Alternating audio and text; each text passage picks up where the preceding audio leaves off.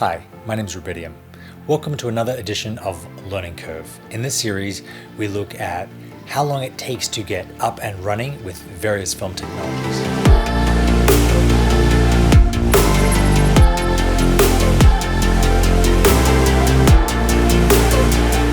Today we are looking at the light meter. The light meter used to be an indispensable tool of cinematography. When you shot on film, this was the only accurate way that you could measure exposure and hence expose your negative correctly. With the advent of DSLRs and a lot of cinematographers that trained and came up with the DSLRs using the histogram or the waveform, light meters have sort of fallen by the wayside, which is a pity because they're a really great, cheap, effective technology, which can be a really valuable addition to your arsenal. The light meter is a very basic piece of equipment. You use a button to set the ISO that you're working at, use another button to set the frame rate or shutter speed that you're working at, and then there's a large button on the side that you click and it will tell you, given that ISO and that frame rate and the light that's hitting the light meter, what your f-stop should be. In this case, T2.8, which is what I have the camera set at. Now you often see people putting it under someone's chin or in front of somebody's nose. This is because to get a very accurate reading, you have to measure the light where it's hitting that subject. So if I was measuring ratios, I would measure on this side of my face, it's a T28 or f28.5. If I measure this side of my face, it's a f2. So you can see that there is a whole stop between this side of my face and this side of my face, which is the ratio. The advantage of a light meter over a waveform is that it's much more accurate and can be much more precise. The waveform can tell you the overall image brightness, and the histogram can tell you what particular segment of the image is exposed at what particular brightness, but a light meter can tell you the specific parts of the image. So the exposure on this side of the face versus this side of the face, the exposure between this side of the face and the back of my head. A big advantage of the light meter is you can use it independent of the camera. So while the camera team is setting up the camera, or if the camera needs to be a lens changed or the cables changed, the cinematographer can still work on lighting the set, not having to look through the lens for framing. This is a big time saver and allows you to light and set up your camera simultaneously rather than waiting for the camera to be up and the picture to be up before you start lighting. You'll often see people cover the top of the light meter. This is the bulb where the light is read from. You often see them cover it with their hand, and that's because if I want to get a clean read on this this value, the darker side of my face, without getting this hot back kicker in, I can cover this side of the light meter so that that light isn't interfering with the reading on this side. T2. Likewise, I can cover from this side and it'll be T1. It's just giving me a read of the ambient light bouncing from the key off this side of the wall. Now there are a huge variety of light meters on the market. Some incorporate spectrometers or color meters. Some incorporate a function where you actually look through a little hole and it gives you a reading of what you're looking at. This is a very basic one. It's from Minolta. It is the Minolta Autometer VF, and I got it for $20 off eBay, and I have used it for like 12 years now. It's never let me down.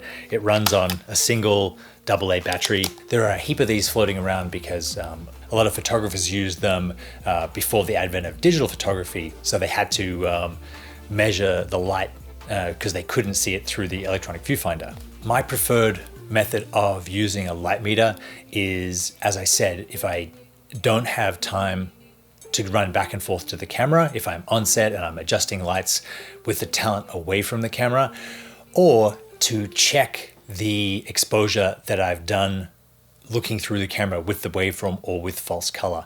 I really like to double check my logic when I'm lighting a scene. So I'll light the scene with the camera, with false color, for instance, get the values and the ratios that I want. Then I'll have the camera set up to, like I said, this T2.8.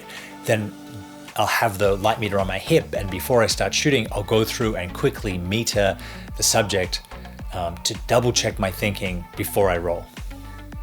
I've used this for years now, and it's been a really rock solid way to basically check my thinking, so that say someone's turned the false color to the wrong value, or there's a LUT applied to the camera, or the brightness of the camera display is turned up really high so things look really bright when they're not.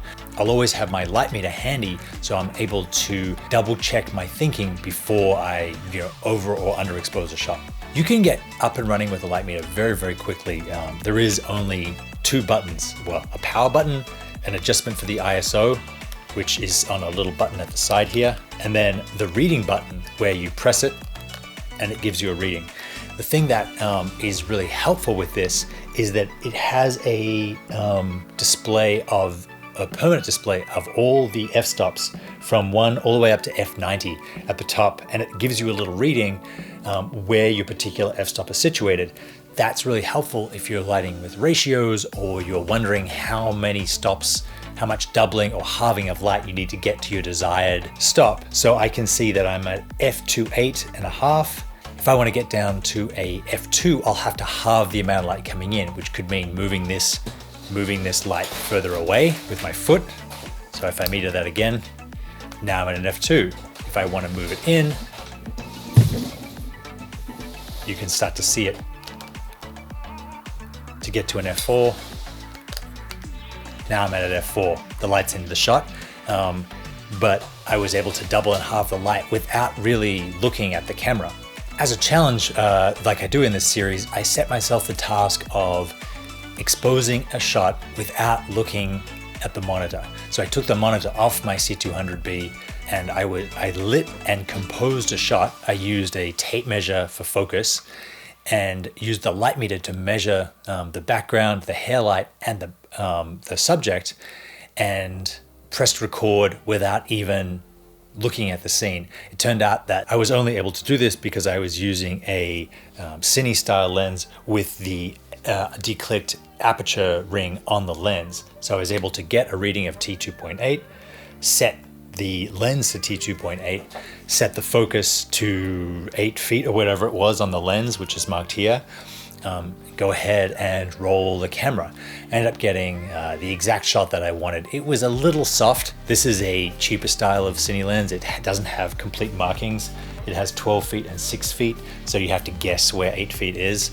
And at 2.8, there's a very shallow depth of field. So it wasn't as pin perfect sharp as I wanted it to be, or if I'd used the monitor, but it certainly was correctly exposed. I really encourage cinematographers out there to get your hands on a light meter and start using it, if not as the primary source of exposing your shots, as a backup and secondary source. And it can be really, really handy, like I said, when the camera isn't there, or you're just curious what something else is exposed at. And it can be really helpful when the camera isn't available to look through because, like I said, it's being rebuilt somewhere else or it's being moved. You can go ahead, take out your light meter, check your values, experiment with over or underexposing certain shots, and be very aware of the levels of light in your scene. That is my look at learning the light meter, something that's very quick to pick up, and I really encourage you guys to experiment with. Thank you very much for watching. I will see you next time.